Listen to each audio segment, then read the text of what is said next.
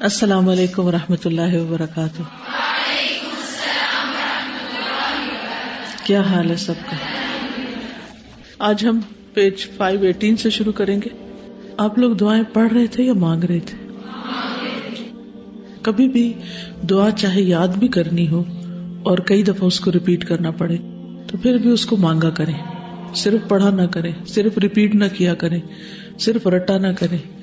ہمیں نہیں معلوم کہ وہی گھڑی قبولیت کی ہو، اور اگر ہم اس وقت مانگیں گے تو اللہ سبحانہ و تعالیٰ اسے قبول کر لے. اور ویسے بھی اللہ تعالیٰ قبول کرتے ہیں، آج کے لیے نہیں تو کل کے لیے، قیامت کے دن کے لیے، ہماری آخرت کے لیے، جب کہ انسان اپنی ایک ایک نیکی کے لیے محتاج ہوگا. اس وقت انسان کی تمنا اور سب سے بڑی خواہش یہ ہوگی، کاش ایک دفعہ مجھے دنیا میں واپس جانے کا موقع ملے اور میں وہ سب کچھ کر کے آؤں، اپنی ساری غلطیوں کی اصلاح کر کے آؤں جو میں نہیں کر سکا.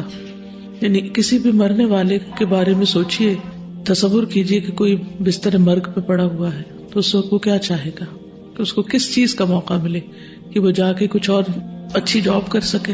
مرنے والا کیا چاہتا ہے کہ چند دن اور مل جائے تو اچھی جاب کروں. کیا کہے گا؟ کیا چاہتا ہوگا؟ نیک اعمال کروں یا کچھ اور مال جمع کر لوں؟ نہیں، وہ چاہے گا کہ پہلا جو ہے وہ بھی میں خود اپنے ہاتھ سے اپنے لیے صدقہ کر کے آؤں، خرچ کر کے آؤں. اور کیا چاہے گا؟ اپنے آپ کو تصور کیجئے کہ ہم جا رہے ہیں دنیا سے تو ہم اپنے لیے کیا چاہیں گے، کیا کریں.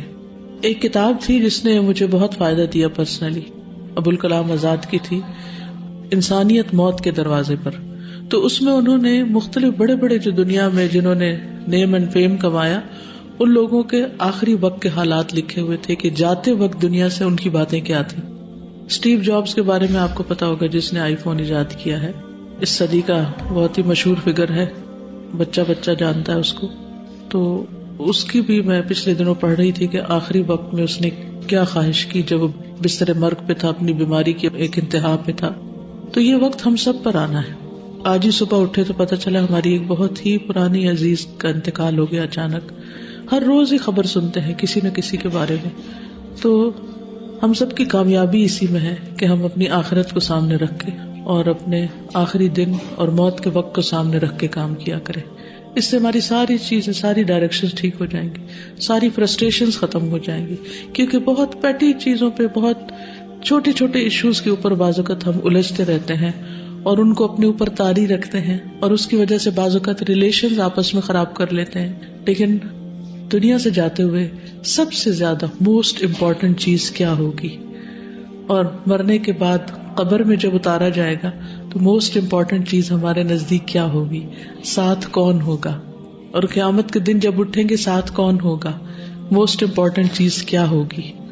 جب اللہ تعالیٰ سے ملاقات کریں گے، اور ہر ایک کو ملاقات کرنی ہے، ہر ایک اللہ کے سامنے کھڑے ہونے والا ہے، تو اس وقت سب سے زیادہ اہم ترین چیز کیا ہوگی، اس چیز کے لیے کام کریں، اس کے لیے محنت کریں، اس کے لیے کوشش کریں، اس کو سب سے زیادہ امپورٹنس دیں اپنی زندگی میں. باقی جتنی بھی چیزیں ہیں سب پیچھے رہ جانے والی، اور کل ان کی ہماری نگاہوں میں کوئی بھی وقت اور قدر و قیمت نہ ہوگی. بلکہ کوئی بھی کام کرے، اس کام کو اس نیت سے کریں کہ یہ میں نے اتنا اچھا کرنا ہے، اتنا ایکسلنس کے لیول پر کرنا ہے کہ یہ کل میری موت اور میری قبر اور میرے حشر اور میری اللہ سے ملاقات کے وقت اور میزان کے وقت میرے کام آئے. اس کے لیے نیت بھی اچھی ہو، کسی پر احسان جتانا نہ ہو، اور بھرپور آنیسٹی ہو، اور اس کے ساتھ ساتھ طریقہ بھی درست ہو.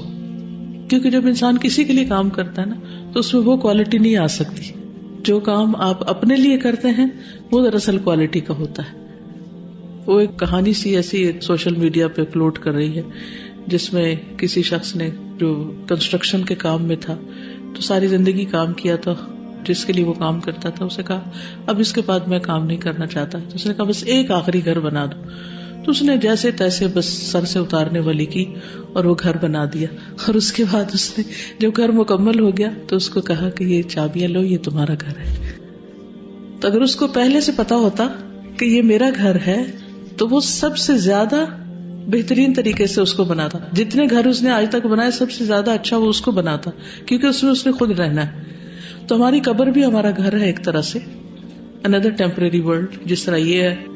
جس طرح یہ دنیا ہمارا ٹیمپریری گھر ہے، تو اس کو سجانے کے لیے، اس میں روشنی کرنے کے لیے، اس کو خوبصورت بنانے کے لیے کیا کر سکتے ہیں اور کتنے اچھے طرح کر سکتے ہیں. اور اس کے لیے ضروری نہیں کہ ہم سب کچھ چھوڑ کے کسی ایک کونے میں بیٹھ جائیں اور پھر وہاں کوئی اچھے کام شروع کر دیں. ہم جو کچھ کر رہے ہیں انہیں کو اچھا کر لیں. صبح سے لے کے رات تک جو کچھ کرتے ہیں اسی کو بہترین سے بہترین کر لیں، اور پھر ہر دن کل سے اچھا ہو، ایک مسلسل ہماری گروتھ ہو. اب دیکھیں جس درخت کی گروتھ نہیں ہوتی اس کا کیا حال ہوتا ہے، اس کے ساتھ کیا سلوک کیا جاتا ہے. جو درخت سوکھ جاتا ہے، جو بڑھتا نہیں، ہر سال درختوں پہ خزاں آتی ہے نا، پتے جھڑ جاتے ہیں، پھر جب بہار آتی ہے تو پھر کھل اٹھتے ہیں اور پھر ان کی شاخیں بڑی ہو جاتی ہیں. لیکن جو درخت خزاں آنے پر کھلے نا، یعنی جب اس کا موقع ہے بڑھنے کا وہ بڑھے نا، آگے نہ بڑھے، کاٹ دیا جاتا ہے، ختم کر دیا جاتا ہے. تو ہمیں دنیاوی اعتبار سے بھی اگر آپ دیکھیں تو اگر آگے بڑھنے کا شوق نہیں ہے آپ کو زندگی میں اور اپنے حال پر ہی مطمئن ہے تو اس سے آپ آگے نہیں بڑھ سکتے، بلکہ جو ہیں اس سے بھی ختم ہو جائیں گے، اس سے بھی پیچھے چلے جائیں گے. لانگ ٹائم بیک مجھے ایک چانس ملا ہمارے فیملی میں. there was someone who was very seriously unwell. بالکل لاسٹ اسٹیجز پہ تھے. he lived a very successful life. تو جب میں ان کو ملنے گئی تو مجھے کہتے ہیں کہ کاش میں نے زندگی میں قرآن پڑھا اور پڑھایا ہوتا. تو ان کا یہ جملہ میرے دل کو اتنا لگا کہ میں نے اس لمحے سوچا کہ میں اس حال میں نہیں مرنا چاہتی، کہ میں اس پچھتاوے سے مروں.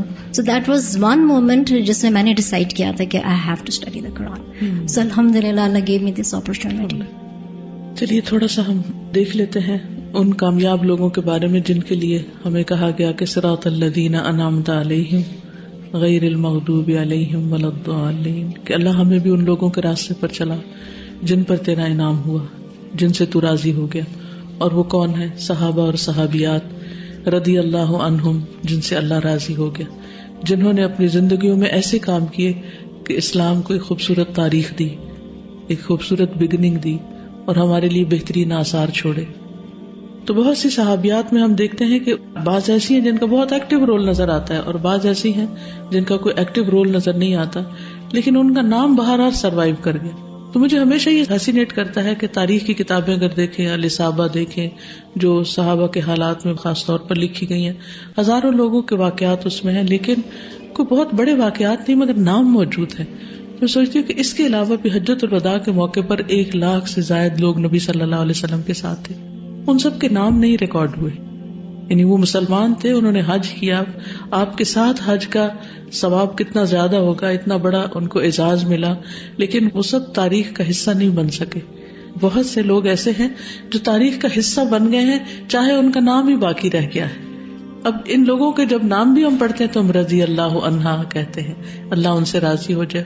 وہ آج بھی ہم سے دعائیں لے رہے ہیں اور تھرو آؤٹ دا ہسٹری. سازا میں نے ایک بہت اچھی کوٹیشن پڑھی تھی، اس میں لکھا تھا کہ history is shaped by many people.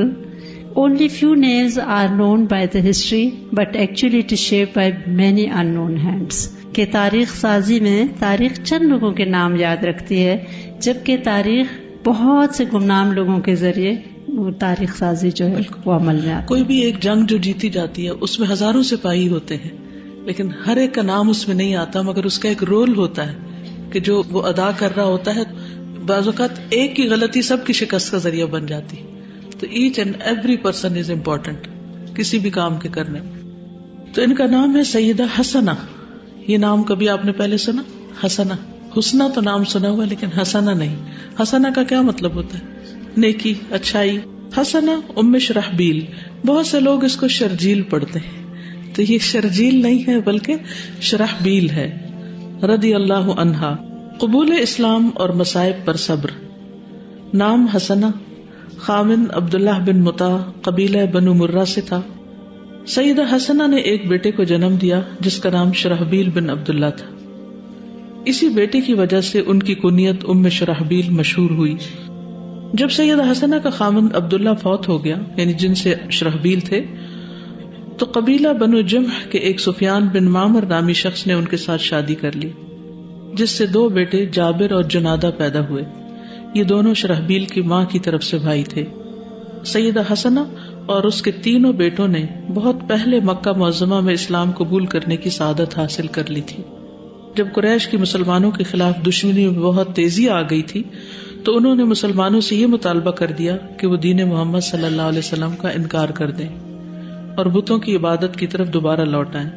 چونکہ مسلمانوں پر اللہ تعالیٰ نے احسان کیا تھا کہ انہیں ایمان کی نعمت سے سرفراز کیا، تو انہوں نے ہجرت کو ترجیح دی، واپس پلٹنے کو نہیں.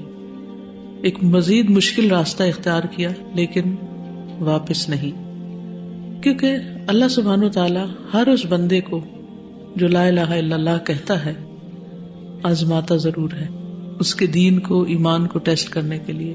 اسی لیے اقبال نے کہا تھا نا، چومی گویم مسلمانم بلرزم کمی دانم مشکلات لا الہ را، کہ جب میں کہتا ہوں کہ میں مسلمان ہوں تو میں کانپنے لگتا ہوں، مجھے ڈر لگتا ہے اس بات سے، کیونکہ مجھے معلوم ہے کہ لا الہ کی مشکلات کیا ہیں.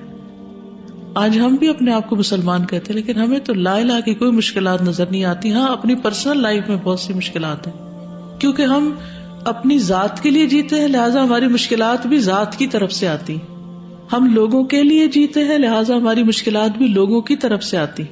جب ہم اللہ کے لیے جینے لگیں گے تو پھر مشکلات اس راستے کی ہوں گی کہ لوگ آپ کے دین پر چلنے، دین کے راستے پر آنے، دین کے لیے کام کرنے پر تنقید کریں گے کہ تم کیا ملانی بن گئی، تم کس راستے پہ چل پڑی ہو، تو تم نے دنیا چھوڑ دی ہے، وغیرہ وغیرہ. ہر ایک کے چیلنجز فرق ہوتے ہیں. کسی کو حجاب پہننے پر مشکل ہو رہی ہے تو کسی کو نماز پڑھنے پر ایون مشکل ہو رہی ہے، اور کسی کو کوئی دین کی تعلیم لینے دینے پر، قرآن پڑھنے پڑھانے پر مشکل ہو رہی ہے. تو آپ کی مشکلات آپ کی زندگی کا عکس ہوتی ہے کہ آپ کس کے لیے جی رہے ہیں، آپ کی زندگی میں گول کیا ہے اور آپ کا رول کیا ہے. اگر واقعی جو بھی آپ کا گول ہے، جو بھی آپ اچیو کرنا چاہیں گے، آپ پی ایچ ڈی کرنا چاہتے ہیں، فردر اسٹڈیز کرنا چاہتے ہیں، آپ پڑھ رہے ہیں، جو چیز حاصل کرنا چاہتے ہیں، اسی کے راستے میں آپ کو آزمائشیں آئیں گی. تو ان لوگوں نے جنت کا سودا کیا تھا، ان لوگوں نے آخرت کا سودا کیا تھا، ان لوگوں نے اللہ کے لیے کام کرنے کا تہیہ کیا تھا، لہٰذا ان کی مشکلات بھی اسی راستے سے آئیں. تو یہ ہجرت کرنے کو انہوں نے ترجیح دی کہ ہم اپنا گھر چھوڑ دیں گے، مال چھوڑ دیں گے، اپنے رشتے دار چھوڑ دیں گے، اپنا وطن، اپنے کاروبار، اپنی جابز، اپنا سب کچھ چھوڑ دیں گے، لیکن ہم دین نہیں چھوڑیں گے. آج ہم میں سے کتنے لوگ ہیں جو یہ کہتے ہیں کہ ہم سب کچھ چھوڑ دیں گے، دین نہیں چھوڑیں گے. ہمارے اوپر تھوڑی سی بھی کوئی مشکل آتی ہے تو سب سے پہلے ہم کیا سوچنے لگتے ہیں؟ دین چھوڑنے کا، کہ حجاب کی وجہ سے مشکل آ رہی تو حجاب اتار دو، دین پڑھنے کی وجہ سے لوگ مجھے چھوڑتے جا رہے ہیں تو دین پڑھنا چھوڑ دو. کیونکہ ہمیں یہ فکر ہوتی ہے نا کہ لوگ ہمیں لائک نہیں کرتے، لوگ ہمیں بیڈ لکس دیتے ہیں، لوگوں میں ہم نکو بن رہے ہیں. تو ایسے تمام مواقع پر صحابیات کے رول کو دیکھنا چاہیے کہ انہوں نے کیا کیا، دین چھوڑ دیا یا وہ جگہ چھوڑ دی یا وہ لوگ چھوڑ دیے. اپنے پیاروں کو چھوڑنا، خون کے رشتوں کو چھوڑنا، اپنے دوستوں کو چھوڑنا، اپنے ماحول کو، اپنے وطن کی مٹی کو، خوشبو کو، ہر چیز کو چھوڑنا آسان کام نہیں ہوا کرتا.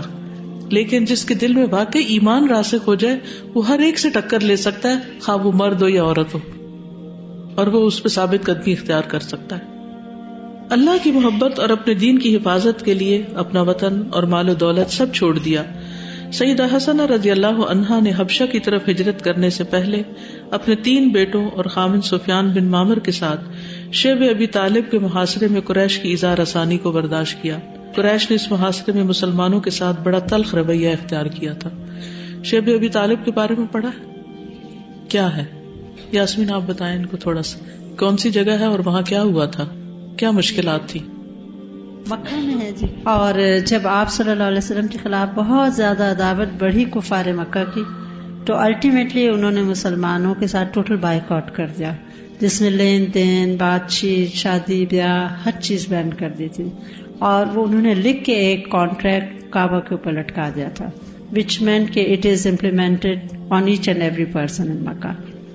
اور مسلمان سمٹ کے شیب ابی طالب میں آ گئے تھے، اور انہوں نے اس کا اس طرح محاصرہ کیا تھا کہ کچھ کھانے پینے کی چیز بھی اندر نہیں جانے دیتے تھے. اور 3 سال تک مسلمان اس میں محصور رہے تھے، حتیٰ کہ وہ کہتے تھے کہ باہر سے جب قافلے غلہ بیچنے آتے تھے تو یہ لوگ لپک کے سارا غلہ خرید لیتے تھے، صرف ایک مسلمانوں تک کوئی تاجر نہ پہنچ جائے. اور مسلمان بھوکے، بچوں کے رونے کی آوازیں باہر تک آتی تھیں. اور وہ کہتے تھے کہ اتنی بھوک تھی کہ آخر کچھ جو رحم دل لوگ تھے، خدیجہ رضی اللہ تعالیٰ عنہ کے بھتیجے اینڈ اس طرح کے لوگوں نے چھپ چھپا کے تھوڑا بہت اندر بھیجتے تھے. اور ایک صحابی کہتے ہیں کہ مجھے اتنی بھوک لگی جب میں نے بہت کھودی زمین تو چمڑے کے جوتے کا پرانا تلا میرے ہاتھ آیا تو میں نے اس کو دھو کے اور پکایا اور کھا لیا. اتنی شدت کی بھوک تھی. اور پھر اللہ کی طرف سے وہ وحی آئی کہ وہ معاہدے کے الفاظ سارے کیڑے کھا گئے اور پھر فائنلی 3 ایئرس کے بعد مسلمان نکلے تھے. ایک دن کی بھوک بھی کتنی مشکل ہوتی ہے. جب ہمیں دوپہر ہوتی بھوک لگتی ہے اور گھر جاتے ہیں تھکے ہارے تو اس وقت کیا دل چاہتا ہے اب کسی سے بات نہ کرے, کوئی ہمیں پریشان نہ کرے, پہلے کھانا کھا لیں اور اس کے بعد کسی سے بات کریں. اور حضرت خدیجہ رضی اللہ تعالی عنہا یہیں پر بیمار ہوئی تھی, جو بیماری ان کی جان لیوا ثابت ہوئی. جب وہ شیب ابی طالب سے واپس آئیں تو اس کے بعد ان کا انتقال ہو گیا تھا. اس میں مرد بھی تھے, عورتیں بھی تھیں اور بچے بھی تھے. کس کے لیے یہ تکلیف برداشت کر رہے تھے؟ اپنے دین کے لیے, کہ ہم دین کو نہیں چھوڑ سکتے, ہم دین کو نہیں چھوڑ سکتے. آج ہماری شرائط کیا ہوتی یا ہمارے حالات کیا ہے؟ ہمارے راستے میں کوئی رکاوٹ آتی ہے تو کیا ہم بھی اتنی پختہ ارادے سے کہتے ہیں کہ کچھ بھی آئے راستے میں ہم دین نہیں چھوڑ سکتے؟ خاندان سمیت حبشہ کی طرف ہجرت. پھر انہوں نے حبشہ کی طرف ہجرت کی اور جو مسلمان بھائی پہلے ہجرت کر کے حبشہ میں رہائش پذیر ہو چکے تھے انہوں نے ان کو بڑے احسن انداز میں خوش آمدید کہا. نئے مہاجرین نے سیدنا جعفر بن ابی طالب اور ان کے ساتھیوں کو وہ دردناک واقعات بتائے جو ان کے ساتھ شیب ابی طالب کے محاصرے میں پیش آئے تھے, کیونکہ قریش نے ان کا کھانا پانی بند کر دیا تھا. اہل مکہ سے چند باضمیر اور ہمدرد لوگ کبھی کبھار چوری چھپے کچھ کھانے پینے کا سامان ان تک پہنچاتے تھے. حبشہ میں رہتے ہوئے مہاجرین نے محسوس کیا اور ان کی زندگی مکہ کی زندگی کی نسبت کہیں زیادہ پرامن اور پرسکون ہے. اپنے وطن سے دور پردیس میں رہنا ان کے لیے زیادہ پرسکون اور محفوظ محسوس ہوا. اپنے وطن کے لوگ ہی اگر ظالم ہوں تو وہاں رہنے کا کیا مزہ. مہاجرین نے سرزمین حبشہ میں رہتے ہوئے اس کے حکمران نجاشی کی طرف سے حسن سلوک کا مشاہدہ کیا. اس نے مہاجرین کے ساتھ ہمدردانہ اور فیاضانہ رویہ اختیار کیا اور پھر حبشہ کا حکمران نجاشی ایمان بھی لے آیا اور اس نے نبی صلی اللہ علیہ وسلم کی اتباع کی جس کی اہل ایمان اتباع کرتے تھے. مہاجرین کو رہنے کے لیے بہترین جگہ میسر آئی اور حکمران نجاشی ان کے ساتھ حسن سلوک سے پیش آیا. حبشہ کے حکمران نجاشی نے اللہ تعالیٰ کے اس فرمان کو ذہن نشین کر لیا اور اس کی روشنی میں مہاجرین کے ساتھ وہ بھائیوں کی طرح پیش آیا. ارشاد باری تعالیٰ, یقیناً مومن آپس میں بھائی بھائی ہیں, اپنے 2 بھائیوں کے درمیان صلح کرا دو اور اللہ سے ڈرو تاکہ تم پر رحم کیا جائے. اپنے مومن بھائیوں کی خدمت کا نجاشی نے حق ادا کیا. اب دیکھیے کہ اس طرف اگر قربانیاں ہیں تو دوسری طرف بھی قربانیاں ہیں. اگر یہ اللہ کی خاطر گھر چھوڑ رہے ہیں تو کچھ لوگ اللہ کی خاطر انہیں پناہ دے رہے ہیں اور انہیں زندگی کی ساری سہولیات مہیا کر رہے ہیں. ان کی عبادت کے لیے پرامن ماحول مہیا کیا جبکہ ان کے قریبی رشتہ داروں نے انہیں ذلت اور رسوائی کے جام پلائے. پھر مدینہ منورہ کی طرف واپسی ہوئی اور جہاد میں شرکت. جب مہاجرین کو پتہ چلا کہ رسول اللہ صلی اللہ علیہ وسلم مکہ معظمہ سے ہجرت کر کے مدینہ منورہ چلے گئے ہیں تو مہاجرین نے یہ طے کیا کہ رسول اللہ صلی اللہ علیہ وسلم سے ملا جائے. حبشہ کے حکمران نجاشی نے مہاجرین کو الوداع کی اور ان سے کہا کہ رسول اللہ صلی اللہ علیہ وسلم کو میری طرف سے مؤدبانہ سلام عرض کرنا. جب مہاجرین رسول اللہ صلی اللہ علیہ وسلم کے پاس پہنچے تو انہوں نے نجاشی کا سلام آپ تک پہنچایا. آپ نے سلام کا جواب دیا اور اس کے حق میں دعائے خیر کی, اور جب وہ فوت ہوا تو آپ نے اس کا غائبانہ نماز جنازہ بھی پڑھا تھا. سیدہ حسنہ کے بیٹے رسول اللہ صلی اللہ علیہ وسلم کی زندگی میں جنگوں میں شریک ہوتے رہے. سیدنا عمر بن خطاب کے دور خلافت میں جابر اور جنادہ نے وفات پائی. اللہ تعالیٰ ان دونوں پر اپنی رحمت کی برکھا برسائے اور دونوں کا بھائی شرحبیل 18 ہجری میں امین الامہ سیدنا ابو عبیدہ بن جراح کے ساتھ, جو کہ شام کی فتوحات کے لیے آئے ہوئے تھے, طاعون کی بیماری میں مبتلا ہو کر فوت ہوا. ابو عبیدہ بن جراح بھی اسی بیماری میں فوت ہوئے تھے. اللہ تعالیٰ ان کی والدہ حسنہ پر اپنی رحمت کا سایہ دراز کرے اور ان سب کو جزائے خیر سے نوازے. آپ میں سے کوئی کچھ کہنا چاہتا ہے اس سے پہلے کہ میں چند چیزیں اور ایڈ کروں اس میں؟ استاذہ میں یہ سوچ رہی تھی جی کہ بظاہر لگتا ہے کہ ان کے اوپر اتنا ظلم ہوا, بیچارے اتنے مجبور ہو گئے اور سب کچھ چھوڑ کے ان کو دیس سے پردیس سے آنا پڑا, لیکن یہی لوگ لنک اور ذریعہ بنے تھے نجاشی کے ایمان لانے کا, سبب بنے تھے اسلام کو وہاں پھیلانے کا. بالکل. تو کبھی لگتا ہے کہ کوئی چیز بہت زیادہ تکلیف دہ ہے لیکن اس سے اللہ تعالیٰ کبھی بہت بڑی خیر نکالتے ہیں. یعنی واقعی زندگی میں بعض اوقات ایسے ٹرن آ جاتے ہیں کہ ہر چیز آپ کی مرضی کے خلاف ہونے لگتی ہے, تو اس میں پھر انسان کو بہت فرسٹریشن ہوتی ہے اور آپ دعائیں بھی کر رہے ہوتے ہیں اور یوں لگتا ہے کہ اللہ تعالیٰ آپ کی کوئی دعا نہیں سن رہا، اور شیطان کو خوب بہکانے کا موقع مل جاتا ہے. پھر انسان کی نمازوں میں، عبادتوں میں وہ لذت بھی نہیں رہتی بعض اوقات پریشانیوں کی وجہ سے، کیونکہ وہ پریشانی دل و دماغ کو اس طرح گھیرے ہوئے ہوتی ہے کہ ہر جگہ انسان کے ذہن میں وہی خیالات بار بار آ رہے ہوتے ہیں. لیکن ایسے موقع پر بھی انسان کو پازیٹیو رہنا چاہیے کہ معلوم نہیں ان ساری تبدیلیوں میں کیا خیر ہے جس کی وجہ سے اللہ سبحانہ وتعالیٰ مجھے وہ کچھ دینا چاہتا ہے جو اس تبدیلی کے بغیر نہیں مل سکتا. تو تبدیلی کو اپنے حق میں خیر سمجھیں، مشکل حالات کو بھی اپنے لیے اجر کا باعث سمجھیں. جی السلام علیکم استاد.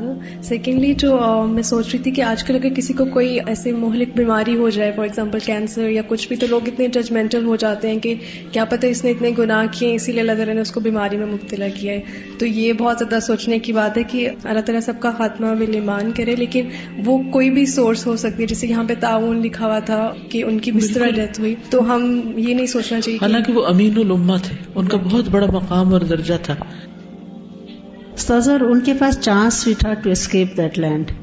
عمر رضی اللہ تعالیٰ عنہ نے ان کو امیڈیٹلی ایک بہت تیز رفتار قاصد کے ذریعے خط بھیجا تھا کہ اگر تمہیں میرا خط شام کو ملے ابو عبیدہ تو صبح کا انتظار نہ کرنا، اور صبح ملے تو شام کا انتظار مت کرنا، فوراً مدینہ چلے آؤ، میرا تم سے بہت ضروری کام.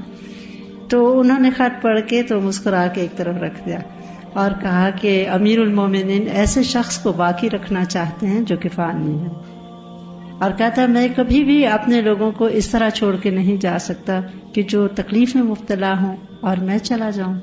تو he knew what is he heading for. لیکن انہوں نے ایک وہ حدیث یاد رکھی کہ وبا کی زمین سے نہیں نکلنا چاہیے. اینڈ دین ہی ڈڈ پاس اوے. جانا تو سب نے ہوتا ہے، لیکن خوبصورت انجام جو ہے اور پھر اس کے بعد آخرت میں ملنے والے اجر جو ہیں وہ باقی انسان کو استقامت عطا کرتے ہیں، ان کی امید. ان کے بارے میں کوئی اور کچھ کہنا چاہے؟ وہ کیا وجہ تھی کہ they were so steadfast? Why didn't they back out? Why didn't they came out from شبی ابی طالب؟ جبکہ موقع بھی تھا، وہ کر سکتے تھے. تو جب کوئی فوکسڈ ہوتا ہے نا کہ اس کو پتہ ہے کہ دس از مائی ٹارگیٹ اور میرا ٹارگیٹ جنت الفردوس ہے، دین اس کو پھر کوئی فرق نہیں پڑتا what ever trials and difficulties that person faces. میرے خیال میں شاید وہ اس کو انجوائے کرنے لگتا ہے، اس میں اس کو لذت آنے لگتی ہے کیونکہ نظر کہیں اور ہے، تو he is not bothered what's going around. تو دس از لائک آپ نے جو کہا کہ استقامت. بالکل. اور یہ جو ہمارا تقدیر پر ایمان ہے نا کہ موت کی جگہ بھی لکھی ہوئی ہے اور موت کا وقت بھی لکھا ہوا ہے، اس سے فرار حاصل ہو ہی نہیں سکتا. اور اگر موت نہیں آئی تو کوئی بیماری بھی انسان کو مار نہیں سکتی. ایک اور چیز ہم فور گرانٹیڈ لیتے ہیں بہت زیادہ کہ اتنی مشکلوں سے ہمارے پاس دین اسلام پہنچا ہے، اتنی زیادہ اسٹرگل کے بعد، اتنی سیکریفائسز کے بعد، اور ہم فور گرانٹیڈ لیتے ہیں اپنے دین کو، اور ہم اس کی اس طرح ویلیو نہیں کرتے جس طرح ہمیں کرنی چاہیے. جس طرح ہمیں اپنی جو ٹیچنگز ہیں اس کو پلوٹ ہونے سے، اس کو اندر جو بدعات بھی ایڈ ہو رہی ہیں یا اس کے علاوہ بھی جو اس کی ویلیو جو ہم اپنی بچوں تک بھی پہنچاتے ہیں، فور گرانٹیڈ ہوتے ہیں کہ اپنی مرضی کی چیزیں کرتے ہیں جو آسان لگتی ہیں، اور جو مشکل لگتی ہیں اس کو ہم نہیں کرتے، یہ نہیں سوچتے کہ کتنے سیکریفائسز کے بعد یہ پہنچے ہم تک. اور دوسرا یہ ہے کہ یہ دین کسی بندے کی طرف سے تو آیا نہیں، یہ تو اللہ کا دین ہے، اور اللہ نے کوئی بھی جو حکم ہمیں دیا ہے چاہے وہ آسان ہے یا مشکل ہے، اس کے پیچھے کوئی ریزن ہے. اگر ہمیں سمجھ آ رہی ہے تو ٹھیک ہے، اور اگر نہیں بھی سمجھ آ رہی تو بھی اس کو اس لیے ایکسپٹ کر لینا ہے کیونکہ اللہ کا حکم ہے اور اس میں ضرور میرے لیے خیر اور بھلائی ہوگی. ابن برقی کہتے ہیں کہ حبشہ کے مہاجرین میں سے تھے. یہ عمر رضی اللہ تعالیٰ عنہ کی طرف سے شام کے 4 امیروں میں سے ایک تھے. شرحبیل جو تھے یعنی شام کے عمراء میں سے تھے، عمراء الاجناد جن کو کہا جاتا ہے، 4 امیر. انہوں نے کچھ حدیثیں بھی روایت کی ہیں. ابو عبداللہ اشعری سے روایت ہے کہ رسول اللہ صلی اللہ علیہ وسلم نے ایک شخص کو نماز پڑھتے دیکھا، وہ رکوع پورا نہیں کر رہا تھا. یعنی رکوع جیسے آپ میرے ہاتھ کو دیکھیے کہ یہ اسٹینڈنگ پوزیشن ہے، تو رکوع پورا یوں جھکنا ہے، ایسے بھی نہیں کرنا اور ایسے بھی نہیں کرنا. یعنی یہ کمر سمجھے تو ایسے بھی نہیں کمر ہونی چاہیے رکوع میں، اور ایسے بھی نہیں ہونی چاہیے اوپر کو، برابر کی ہونی چاہیے. اور بعض لوگ کیا کرتے ہیں، بس کھڑے ہوتے ہیں یوں کر کے پھر سیدھے واپس، یعنی رکتے نہیں ہیں، جیسے ٹھونگے مار رہے ہیں. اور اسی طرح سجدے میں بھی. تو رسول اللہ صلی اللہ علیہ وسلم نے فرمایا اگر یہ اسی حال میں مر گیا تو یہ محمد صلی اللہ علیہ وسلم کے طریقے کے علاوہ پر مرا. یعنی ایسی نماز قبول نہیں، یہ سنت کا اتباع نہیں. ابو صالح کہتے ہیں کہ میں نے ابو عبداللہ سے کہا آپ کو یہ حدیث رسول اللہ صلی اللہ علیہ وسلم کے حوالے سے کس نے بیان کی ہے، کہاں سے سنا آپ نے؟ تو انہوں نے کہا امراء الاجناد، لشکر کے امیروں نے، یعنی عمرو بن العاص، خالد بن ولید، شرحبیل بن حسنہ اور یزید بن ابو سفیان نے. ان سب نے اسے رسول اللہ صلی اللہ علیہ وسلم سے سنا ہے. ان 4 لوگوں نے سنا ہے اور انہوں نے روایت کیا. اچھا، شرحبیل کا آپ دیکھیے کہ اپنی والدہ کی طرف منسوب ہے، ماں کی طرف، باپ کا نام نہیں ہے، ان کے نام کے ساتھ ماں کا نام ہے. شرحبیل وہی ہیں جنہوں نے طبریہ فتح کیا تھا، یعنی فاتح ہیں. پھر اسی طرح نجاشی نے ام المومنین ام حبیبہ رضی اللہ تعالی عنہا کو شرحبیل کے ساتھ حضور صلی اللہ علیہ وسلم کے پاس بھیجا تھا، یعنی یہ اس ڈیلیگیشن یا اس کام پر بھی تھے. ام حبیبہ سے روایت ہے کہ وہ عبید اللہ بن جہش کے نکاح میں تھی. وہ نجاشی کے ہاں گئے اور وہیں فوت ہو گئے، اور رسول اللہ صلی اللہ علیہ وسلم نے ام حبیبہ سے نکاح کر لیا. اس وقت تو حبشہ میں ہی تھی. اس سے ایک دلیل ملتی ہے کہ اگر ایک لینڈ میں ہو دوسرا دوسرے ملک میں ہو تو نکاح ہو سکتا ہے. نجاشی نے ان سے نبی صلی اللہ علیہ وسلم کا نکاح کرا دیا اور انہیں 4000 درہم مہر کے دیے اور انہیں اپنے پاس سے سامان سفر بھی دیا. بہت عزت احترام کے ساتھ روانہ کیا اور شرحبیل بن حسنہ کے ساتھ رسول اللہ صلی اللہ علیہ وسلم کی خدمت میں روانہ کیا. یہ سب تیاریاں نجاشی کے یہاں ہوئی تھی اور رسول اللہ صلی اللہ علیہ وسلم نے اس کے پاس کچھ نہیں بھیجا تھا، اور نبی صلی اللہ علیہ وسلم کی ازواج مطہرات کے مہر 400 درہم رہے ہیں، یعنی یہی اس رینج میں آپ نے مہر دیا ہے. یہ جو 32 روپے والا معاملہ ہے، ہو سکتا ہے کسی وقت انڈین کرنسی جو تھی پاکستان بننے سے پری پارٹیشن وہ 400 درہم کے برابر ہوتی ہوگی، تو لوگوں نے وہ 32 روپے پکڑ لیے اور پھر آج تک اسی روایت پہ عمل کر رہے ہیں، جبکہ 400 درہم کو سامنے رکھنا چاہیے کہ کم از کم مہر اتنا ہو. طاعون کے بارے میں عمرو بن العاص کی اصلاح کرنا. عمرو بن العاص سے روایت ہے کہ جب شام میں طاعون کی وبا پھیلی تو عمرو بن العاص نے لوگوں سے کہا کہ یہ طاعون ایک عذاب ہے، اس لیے تم اس علاقے سے منتشر ہو جاؤ، چلے جاؤ. تو شرحبیل بن حسن نے کہا میں نے رسول اللہ صلی اللہ علیہ وسلم کی صحبت اس وقت اختیار کی تھی جب عمر اپنے گھر کے اونٹ سے بھی زیادہ گمراہ تھا، یعنی تمہیں اس وقت کچھ پتا نہیں تھا، یہ تم مسلمان نہیں ہوئے تھے. نبی صلی اللہ علیہ وسلم نے تو یہ فرمایا تھا کہ یہ طاعون تمہارے رب کی رحمت ہے، یہ بیماری تمہارے رب کی رحمت ہے اور تمہارے نبی کی دعا ہے اور تم سے پہلے کے نیک لوگوں کی موت کا سبب رہا ہے، بس اکٹھے رہو اور اس سے منتشر نہ ہو.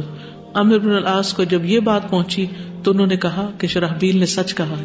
دیکھیے اتنی سخت کریٹیسزم کے باوجود انہوں نے ان کی بات کو ویلکم کیا، کیونکہ یہ بات شرحبیل کی پرسنل بات نہیں تھی، وہ نبی صلی اللہ علیہ وسلم سے روایت کر رہے تھے. یہ تھا صحابہ کا طریقہ، اپنی ذات کو بیچ میں نہیں لاتے. ہم ہر چیز میں پرسنل ہو جاتے ہیں، کوئی کسی سے بات کر رہا ہو، کوئی ہماری بات کو کاٹ دے، کوئی ہماری بات نہ مانے تو ہم اس کے ساتھ ایک گرج پال لیتے ہیں اور خواہ مخواہ کا اپنے لیے مسئلہ کھڑا کر لیتے ہیں، حالانکہ بات کو اس کے صحیح پرسپیکٹو میں رکھ کے دیکھنا چاہیے. ان کا جو پوتا تھا عبداللہ بن شرحبیل، وہ بھی محدث تھے اور تابعی تھے، یعنی انہوں نے صحابی کو دیکھا، نبی صلی اللہ علیہ وسلم کو نہیں دیکھا. عبداللہ بن شرحبیل بن حسن کہتے ہیں کہ میں نے عثمان بن عفان کو دیکھا کہ وہ قبروں کو برابر کرنے کا حکم دے رہے ہیں، تو ان سے کہا گیا یہ ام عمر بنت عثمان کی قبر ہے، یعنی آپ کی بیٹی کی قبر ہے، تو انہوں نے اس کے لیے بھی یہی حکم دیا اور وہ برابر کر دی گئی، یعنی کوئی فرق نہیں رکھا. ان کا پڑپوتا جعفر بن ربیعہ بن شرحبیل یہ مصر کے بہترین لوگوں میں سے تھے. امام احمد بن حنبل کہتے ہیں کہ اصحاب الحدیث میں سے تھے، ہمارے شیخ تھے اور ثقہ تھے، یعنی کس طرح ان کی اولاد بھی پھر دین کے کاموں میں آگے بڑھتی رہی. ایک صحابیہ اور پڑھ لیتے. سیدہ ام قیس بنت محصن رضی اللہ عنہا، سبقت لے جانے والے متوکل کی ہمشیرہ، نام ام قیس، والد کا نام محصن بن حرثان بن قیس تھا، ان کے بھائی کا نام عکاشہ بن محصن تھا. عکاشہ بن محصن نام سنا ہوا، جو کہ عالم فاضل صحابہ کرام میں سے تھے. انہوں نے مکہ معظمہ میں اسلام قبول کیا تھا. سیدنا عکاشہ نے اپنی ہمشیرہ ام قیس کے ساتھ مدینہ منورہ کی طرف ہجرت کی، یعنی دونوں بہن بھائیوں نے کی. انہوں نے جنگ بدر میں بھی حصہ لیا اور بڑی بہادری کے جوہر دکھلائے. لڑائی کے دوران میں اس کی تلوار ٹوٹ گئی تھی. نبی صلی اللہ علیہ وسلم نے درخت کی ٹہنی پکڑا دی جو اس کے ہاتھ میں ایک تیز تلوار کا روپ دھار گئی. اس تلوار کا نام اون رکھا گیا تھا. سیدنا عکاشہ نے جنگ احد، جنگ خندق اور اس کے بعد برپا ہونے والی جنگوں میں بھی حصہ لیا. سیدنا عکاشہ کو رسول اللہ صلی اللہ علیہ وسلم کی طرف سے ایک اور اعزاز بھی حاصل ہوا جو اون تلوار سے بھی بڑھ کر تھا. سیدنا عبداللہ بن عباس بیان کرتے ہیں کہ نبی صلی اللہ علیہ وسلم نے فرمایا کہ میرے سامنے امتوں کو لایا گیا. ایک نبی گزر رہا تھا کہ اس کے ساتھ چند افراد تھے، ایک نبی گزر رہا تھا کہ اس کے ساتھ 10 افراد تھے، ایک نبی گزر رہا تھا کہ اس کے ساتھ 5 افراد تھے، ایک نبی گزر رہا تھا تو اس کے ساتھ صرف ایک شخص تھا. پھر مجھے ایک بہت بڑا مجمع دکھائی دیا. میں نے پوچھا اے جبریل یہ میری امت ہے؟ اس نے بتایا نہیں، آپ آسمان کے افق پر دیکھیں. تو میں نے دیکھا وہاں لوگوں کا جمع غفیر تھا، یعنی اس سے بھی بڑا کراؤڈ تھا. جبریل نے کہا یہ آپ کی امت ہے، یعنی اتنی کثرت کے ساتھ. ان کے آگے آگے 70,000 پیپل ایسے ہیں جن کا کوئی حساب نہیں ہوگا اور نہ ان میں سے کسی کو عذاب ہوگا. میں نے پوچھا کیوں؟ جبریل نے بتایا یہ لوگ نہ علاج کے لیے داغ لگواتے، نہ دم کرواتے، نہ ہی بدشگونی پکڑتے. یہ کامل اپنے رب پر بھروسہ کرتے تھے، توکل کرتے. یہ سن کر سیدنا عکاشہ بن محسن کھڑے ہوئے اور عرض کیا اے اللہ کے رسول، اللہ تعالیٰ سے دعا کیجئے کہ اللہ مجھے بھی ان میں سے کر دے. تو آپ نے دعا کر دی اللہم اجعلہ منہم، اے اللہ اسے ان میں سے کر دے، یعنی اس 70,000 میں شامل کر دے. انہیں دیکھ کر ایک دوسرا شخص کھڑا ہوا، اس نے عرض کیا اللہ کے رسول میرے لیے بھی دعا کیجئے کہ اللہ مجھے بھی ان میں سے کر دے. آپ نے فرمایا سبقک بہا عکاشہ، عکاشہ تم سے سبقت لے گیا، وہ آگے بڑھ گیا. کیونکہ بعض اوقات نیکی کے کچھ مواقع ایسے آتے ہیں کہ جو زندگی میں صرف ایک بار آتے ہیں، اور اگر ہم ان کو اویل کر لیں آگے بڑھ کر، جبکہ کوئی اور اس طرف نہ دھیان دے رہا ہو، تو فالسابقون السابقون، سبقت کرنے والے ہی سبقت کرنے والے. اور یہ سبقت نیکی کے ہر کام میں، معلوم نہیں کس کام میں یہ سبقت قبول ہو جائے. کیونکہ ہم کچھ بھی کرنا ہو نا تو دیکھتے رہتے ہیں اچھا باقی کر لیں، ابھی تو وہ بھی رہتا ہے، ابھی وہ بھی رہتا ہے، پھر میں کر لوں گا. لیکن اپنے فرائض، ذمہ داریاں، ڈیوٹیز اور اس کے ساتھ ساتھ نیکی کے کوئی بھی کام آگے بڑھ چڑھ کر لینے چاہیے، بلکہ ان کا انتظار رہنا چاہیے، ان کو دیکھتے رہنا چاہیے. اور یہ اسی وقت ہو سکتا ہے جب ہمارے ایمان مضبوط ہو کہ واقعی ہمیں اس پر کچھ ملنے والا ہے اللہ کی طرف سے. اذان ہوتی ہے تو ہمارا رویہ کیا ہوتا ہے؟ ہم سب اپنا اپنا جائزہ لیں. اس وقت ہم کیا سوچتے ہیں؟ ابھی تو اذان ہوئی ہی ہے، اتنی کیا جلدی، ابھی تو کسی نے بھی نماز نہیں پڑھی، ابھی تو میرے اور بہت سے کام. کیونکہ شیطان اس طرح بہکاتا ہے، اگر اول تو ہم کبھی اذان کے ساتھ اٹھے ہی نہیں، میجورٹی کا یہی حال ہے، اذان کے ساتھ نہیں اٹھتے، حالانکہ اس میں اللہ سبحانہ تعالیٰ کی طرف سے پکار آ رہی ہوتی ہے حی علی الصلاۃ حی علی الفلاح، نماز کی طرف اور کامیابی کی طرف بلایا جا رہا ہے. اس سے بڑی پکار کامیابی کی طرف آؤ، سکسیس کی طرف آؤ. دن میں 5 دفعہ ہمیں کامیابی کی طرف بلایا جاتا ہے، لیکن ہم کبھی بھی اس کو اس سینس میں نہیں لیتے کہ نماز پڑھنا کامیابی کی دلیل ہے، یا کامیاب ہوں گے یا سکسیسفل ہوں گے. ہم دنیاوی سکسیس کے پیچھے دوڑ رہے ہوتے ہیں اور نماز پیچھے چلی جاتی. تو اول تو اس کو ضروری نہیں سمجھتے کہ اذان کے ساتھ اٹھے، لیکن اگر اٹھ بھی جائیں تو اٹھتے ہوئے ہمیں کام نظر آ جاتے ہیں. ہم سوچتے ہیں اچھا جتنی دیر میں نماز پڑھنی اتنی دیر میں کھانا بن جائے گا، تو تھوڑی ہنڈیاں چڑھا دیتے ہیں، پانی ابلنا رکھ دیتے ہیں، کھانا دم پہ رکھ دیتے ہیں. پھر نظر آ جاتا ہے کوئی کپڑا تو سوچتے ہیں اچھا لانڈری ڈال دیتے ہیں، اتنے دیر میں یہ دھل جائیں گے جتنی دیر میں نماز پڑھیں گے. اتنے میں نماز پکڑ ہوتا ہے کہ سیل بچ جاتا ہے، جی واٹس ایپ آ جاتا ہے. پھر کیا ہوتا ہے ایک میسج دیکھتے، دوسرے گروپ میں جاتے، تیسرے میں جاتے، چوتھے میں جاتے، اور بائی دا ٹائم کتنا ٹائم گزر چکا ہوتا ہے، اول وقت نکل چکا ہوتا ہے جس پر جنت کی ضمانت دی گئی، گارنٹی دی گئی. وہ جو صلاح اور فلاح کا جو وقت ہے وہ ایک طرح سے ہمارے ہاتھ سے نکل چکا ہوتا ہے. تو عکاشہ کی مثال سے یہ بات سمجھ میں آتی ہے. حالانکہ وہ صحابی بھی کہہ رہے ہیں اور آپ ان کے لیے بھی دعا کر سکتے، لیکن آپ نے نہیں کی کیونکہ وہ آگے بڑھ گئے.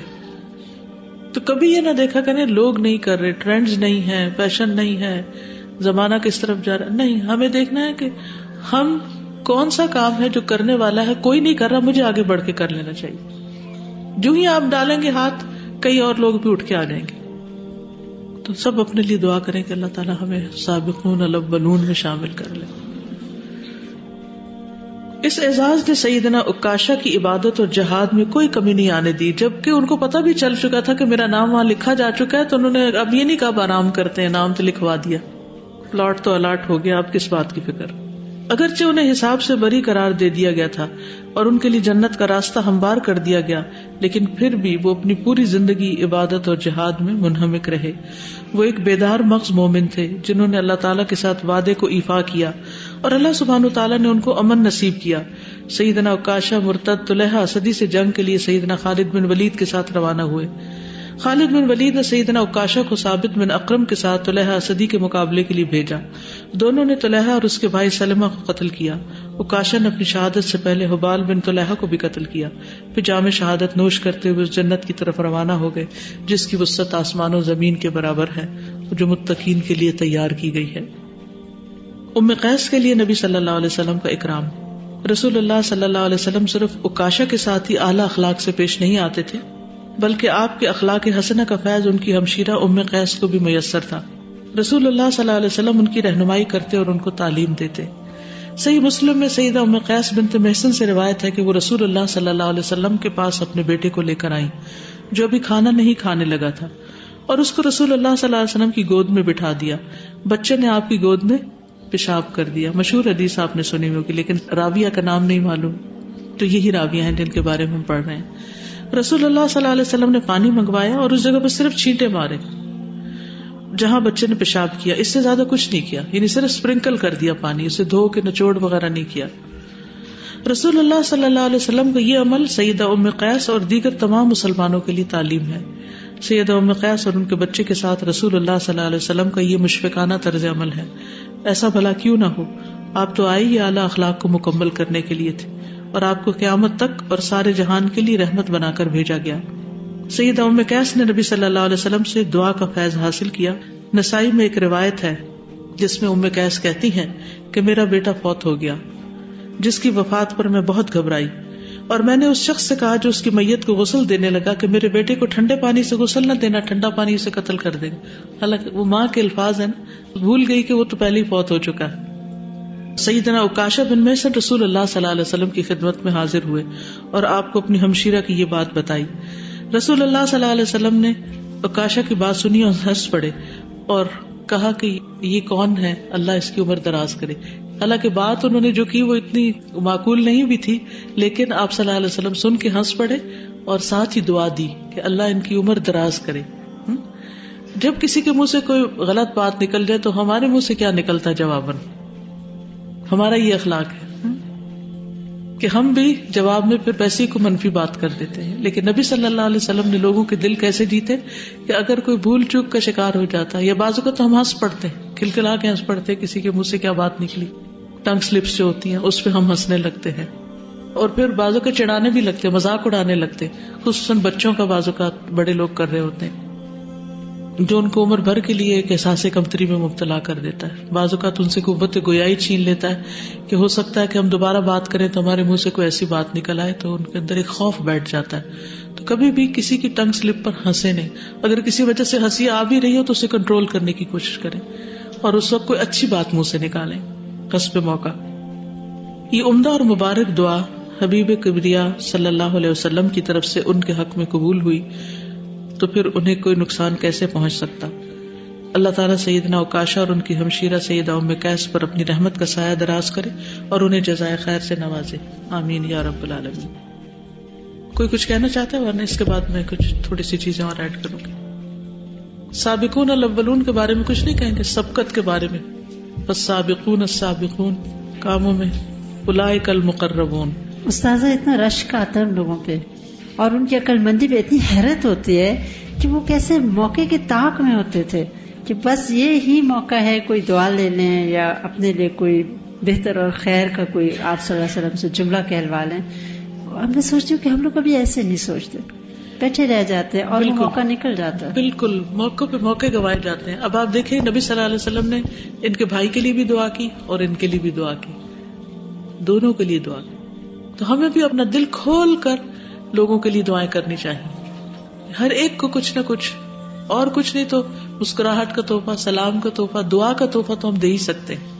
اور جس ماحول کے اندر یہ چیز پیدا ہو جائے وہاں دل جڑ جاتے ہیں, ایک دوسرے سے محبتیں بڑھ جاتی ہیں, مشکل سے مشکل کام آسان ہونے لگتے ہیں, چاہے کوئی گھر ہو یا کوئی ادارہ ہو.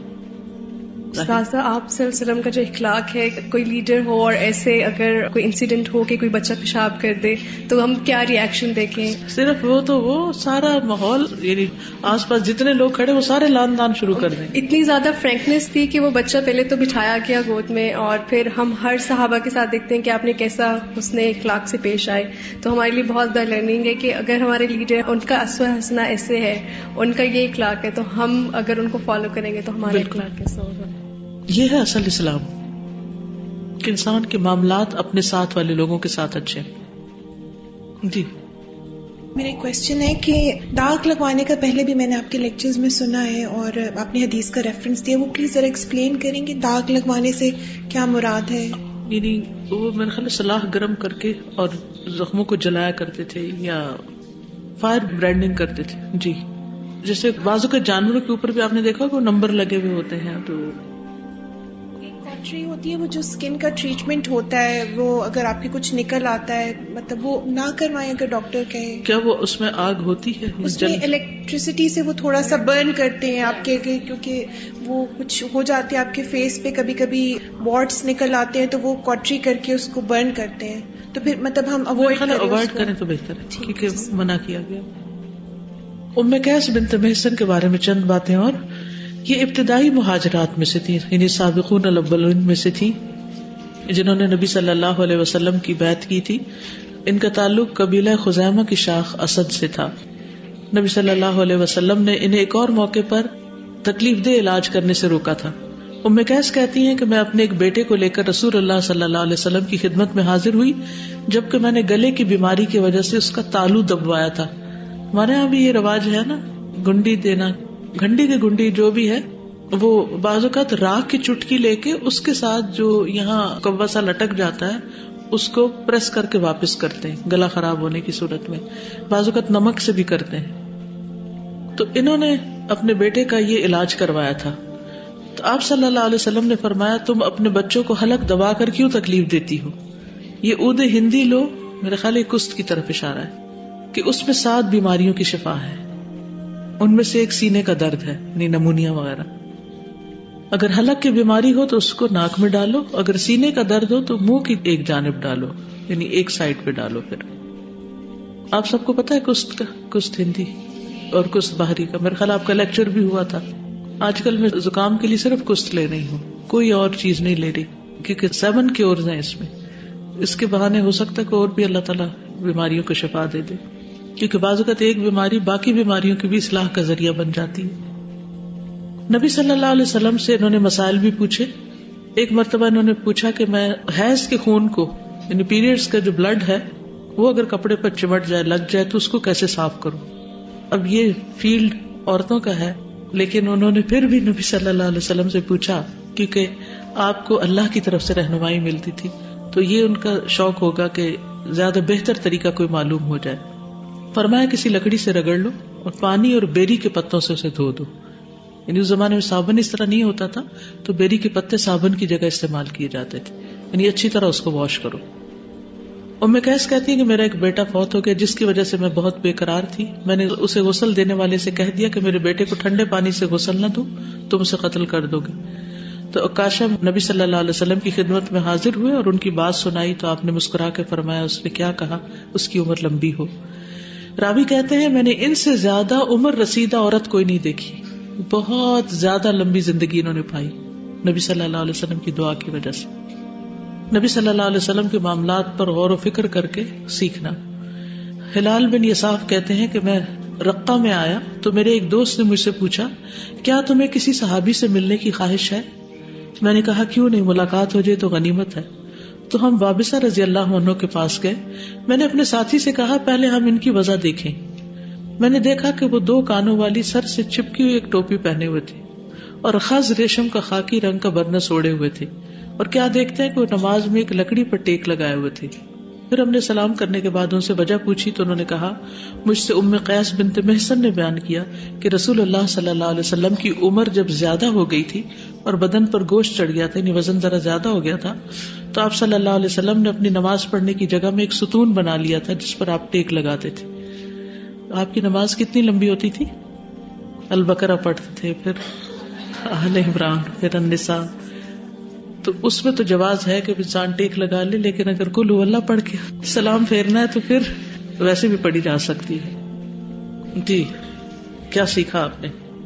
کون سی بات اپنے عمل کے لیے لی؟ کیونکہ علم عمل کے لیے ہوتا ہے نا، خالی انجوائے کرنے کے لیے تو نہیں ہوتا. کیا عمل کریں گے؟ استاذہ جو بات آئی تھی پیچھے کاشا، انہوں نے ان کو دعا دی تھی، مطلب انہوں نے کہا تھا کہ میرے لیے بھی دعا کریں. تو اب جب ہم تفسیر کر رہے ہوتے ہیں یا کوئی بھی چیز ہم لوگ سن رہے ہوتے ہیں جنت و جہنم کے حوالے سے، تو ایسے ہم لوگ تفسیر لکھتے ہوئے اس چیز پہ جاتے نہیں ہیں کہ جو ہر چیز ہمیں بتائی جا رہی ہے ہم ایز اے سبجیکٹ اس کو لے کے بس لکھ رہے ہوتے ہیں کہ لکھنا لکھنا لکھنا. اس چیز کو نہیں سوچ رہے ہوتے کہ جنت کی بات ہو رہی ہے تو ہم ایک دم سے اپنے لیے جنت مانگ لیں. مطلب بہت اچھا ٹائم ہوتا ہے، اور میرا دل یہ کہہ رہا تھا کہ وہ ہمارا قبولیت کا ٹائم ہوتا ہوگا کہ ہم اتنے غور سے سن رہے ہوتے اللہ کی باتیں، اور اس ٹائم میں اگر ہم لوگ دعا کریں گے تو انشاءاللہ وہ کبھی بھی رد نہیں ہوگی. اللہ تعالیٰ اس کو صحابہ کا تو دعا کرنے کا طریقہ یہ تھا کہ جوتے کا تسمہ بھی ٹوٹتا تھا تو وہ دعا کرتے تھے، چھوٹی چھوٹی چیزوں کے لیے دعا کرتے تھے. اصل دعا کیا ہے؟ شیئرنگ ہے. میرے نزدیک شیئرنگ ہے کہ مسئلہ پیش آیا تو فوراً اللہ تعالیٰ سے شیئر کیا کہ اللہ تعالیٰ دیکھیں یہ کیا ہو گیا، اب آپ اس کو ٹھیک کر دیں. تو اس سے ایک کنیکشن رہتا ہے. آپ کس سے شیئر کرتے ہیں چھوٹی چھوٹی باتیں جو آپ کو سب سے زیادہ عزیز ہوتا ہے؟ اپنے مسائل اس کو سناتے رہتے ہیں اور پھر سوچتے ہیں اچھا وہ ملے گا تو میں اس کو بتاؤں گا، پھر وہ اس سے ملاقات ہوگی تو اس سے کہوں گا. تو کیا کرنا چاہیے؟ ساتھ کے ساتھ اللہ تعالیٰ سے دعائیں کرتے جانا چاہیے. نہ صرف یہ کہ تفسیر سنتے ہوئے بلکہ اس کے علاوہ بھی تلاوت کرتے ہوئے، قرآن پڑھتے ہوئے، نمازوں میں پڑھتے ہوئے. نبی صلی اللہ علیہ وسلم کی قرات کا طریقہ یہی تھا. ٹھیک ہے، اب ٹائم ہو چکا ہے، آج کے لیے اتنا ہی کافی ہے. جزاکم اللہ خیرا. سبحانک اللہم و بحمدک، اشہد ان لا الہ الا انت، استغفرک و اتوب الیک. السلام علیکم و رحمۃ اللہ وبرکاتہ.